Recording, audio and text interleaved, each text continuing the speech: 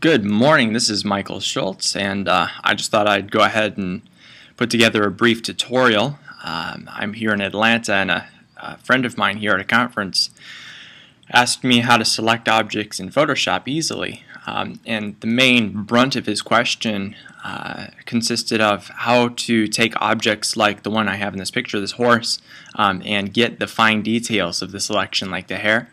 If anybody's experienced in the selection process in Photoshop, a lot of times you'll use either the pen tool or the magic selection tool to try to get the best selection you can, but when hair comes along, like the hair that's on this horse, it can be nearly impossible to isolate every strand.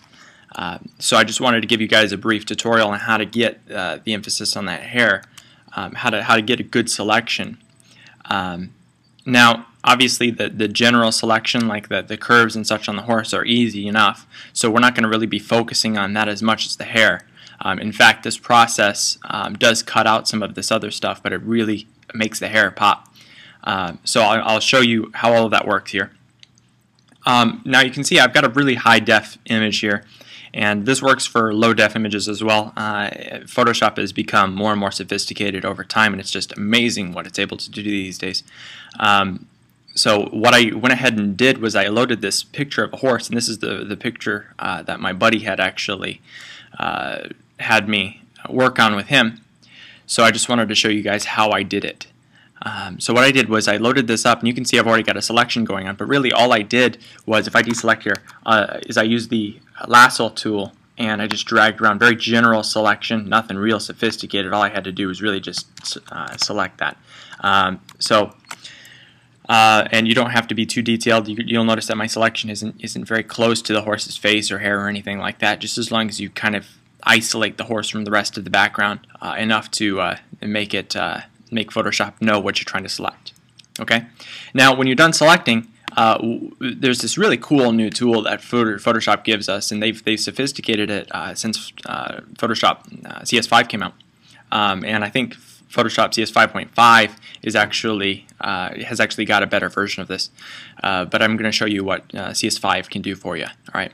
Now, when you've got this lasso tool selected and you've already made your selection, all you have to do is go up to this Refine Edge button. Now you'll see that I actually went ahead and duplicated my layer just in case I screw anything up or I need to grab any more details out of the original image. It's always good to have a backup. All right.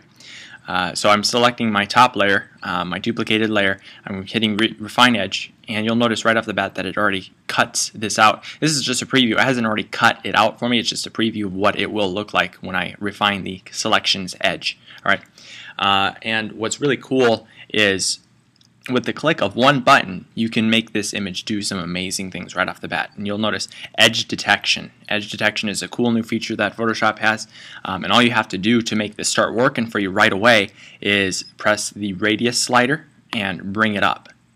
I'm going to bring it up halfway, and you can see already that it's isolated a lot of the hair strands and given us a lot more detail. It's not as sophisticated yet as I'd like to show you, but you can see right off the bat that just sliding this up to 50 or 37%, or 37.5 pixels rather, has isolated a lot of the strands and brought out the background.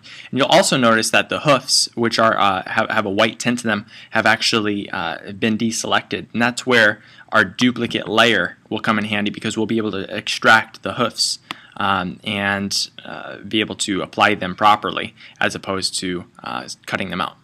But it's really the strands of the hair that you'll be interested in here. So let me see if I can zoom in here and show you exactly what's going on.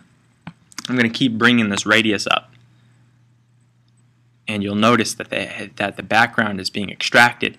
You'll notice that you will lose a couple of hair strands. A little bit of the background is still showing, but as you adjust the edge, these different selections for it, it really depends on what image you're using. But this Refine Edge selection tool has really benefited me in a lot of different ways.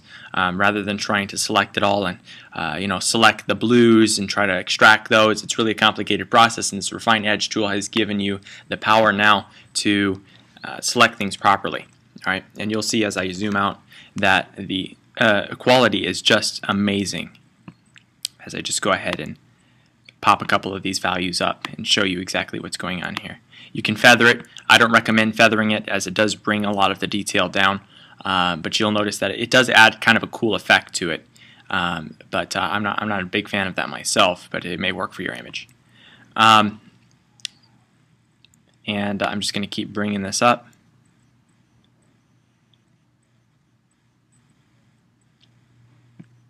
Alright, I've got a selection that I think is going to work for me. Let me actually bring that down just a tad. Alright, now I'm going to go ahead and hit OK, and you'll notice that my selection has changed. It's brought everything closer, and now I can just go ahead and hit Command-Shift-I, which is invert selection. So it's now, instead of selecting the horse, it's selecting the background. And when I hit the backspace button, it should delete my background. Let me actually make this invisible and give myself a black background to kind of show what's going on here.